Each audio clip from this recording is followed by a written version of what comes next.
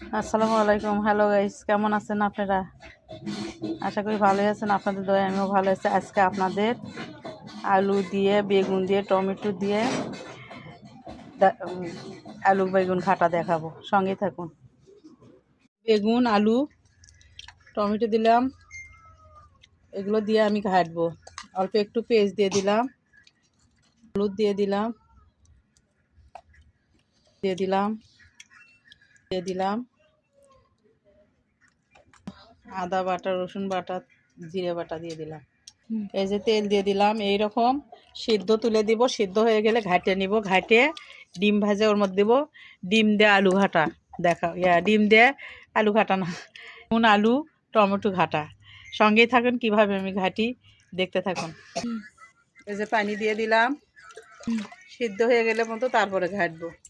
এই তো আলু বেগুন ঘাটবো, সেগুলো বলক উঠছে, সিদ্ধ হয়নি এখনও, আরও সিদ্ধ হবে। সিদ্ধ হলে পর্যন্ত ঘাটে তারপরে দেখাবো আপনাদের। সঙ্গে থাকুন।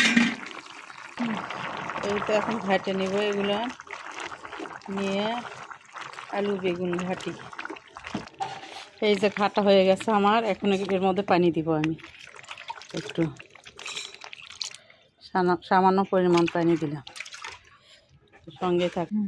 এই যে ডিমগুলো নেব, পেঁয়াজ লবণ করে দিলাম, একটু কাঁচামরিচ পেশা দিয়ে দিলাম। ওই আলু বেগুন ঘাটির মধ্যে দিব ওই ডিম ভেজে।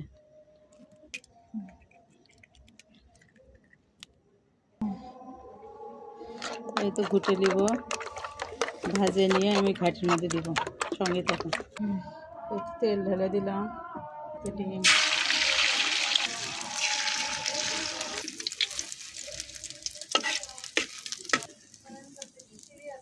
এই তো ডিম দিয়ে দিলাম। ডিম দেওয়ার পর বলক তুলে আমি তেলানি দিয়ে দেব। এই তো ঢেলে নেব, তেলানি দিব এখন। ডিম দেবো। এই যে তেজপাতা, পেঁয়াজ ঢেলে দিলাম। এতে একটু জিরে দিয়ে দিলাম, ঢেলে দিব।